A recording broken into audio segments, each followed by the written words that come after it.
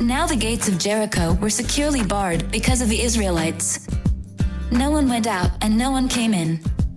Then the Lord said to Joshua, "See, I have delivered Jericho into your hands, along with its king and its fighting men. March around the city once with all the armed men. Do this for 6 days. Have 7 priests carry trumpets of ram's horns in front of the ark. On the 7th day, march around the city 7 times, with the priests blowing the trumpets. When you hear them sound a long blast on the trumpets, have the whole army give a loud shout. Then the wall of the city will collapse and the army will go up, everyone straight in." So Joshua son of Nun called the priests and said to them, "Take up the ark of the covenant of the Lord and have 7 priests carry trumpets in front of it." And he ordered the army, "Advance. March around the city, with an armed guard going ahead of the ark of the Lord." When Joshua had spoken to the people, the 7 priests carrying the 7 trumpets before the Lord went forward, blowing their trumpets, and the ark of the Lord's covenant followed them. The armed guard marched ahead of the priests who blew the trumpets, and the rear guard followed the ark. All this time, the trumpets were sounding.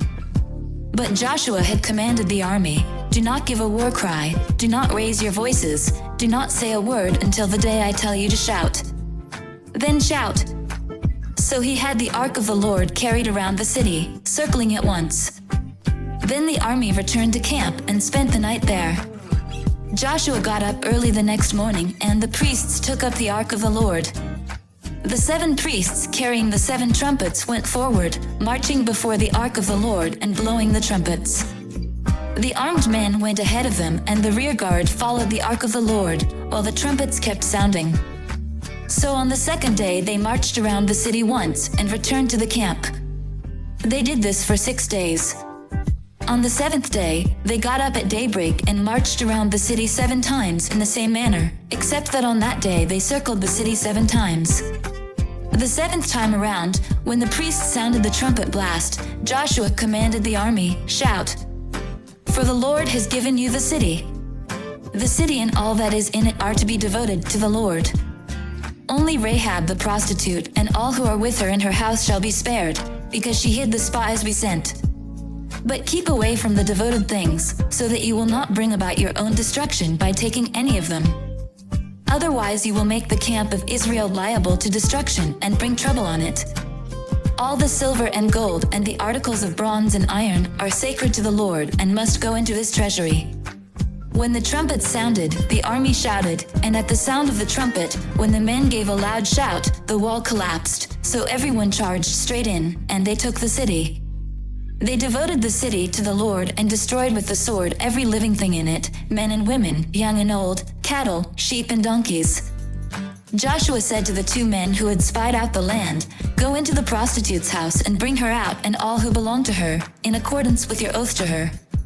So the young men who had done the spying went in and brought out Rahab, her father and mother, her brothers and sisters and all who belonged to her.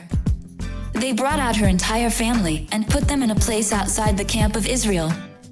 Then they burned the whole city and everything in it, but they put the silver and gold and the articles of bronze and iron into the treasury of the Lord's house. But Joshua spared Rahab the prostitute, with her family and all who belonged to her, because she hid the men Joshua had sent as spies to Jericho, and she lives among the Israelites to this day.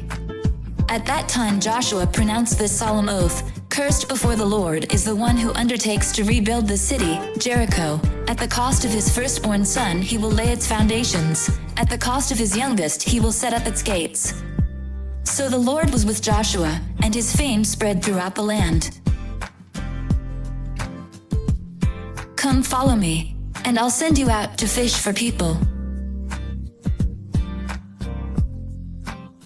I hope and I pray that the Spirit of God, the Almighty, is with you, and that His Son and His Holy Spirit bless you and your family throughout eternity.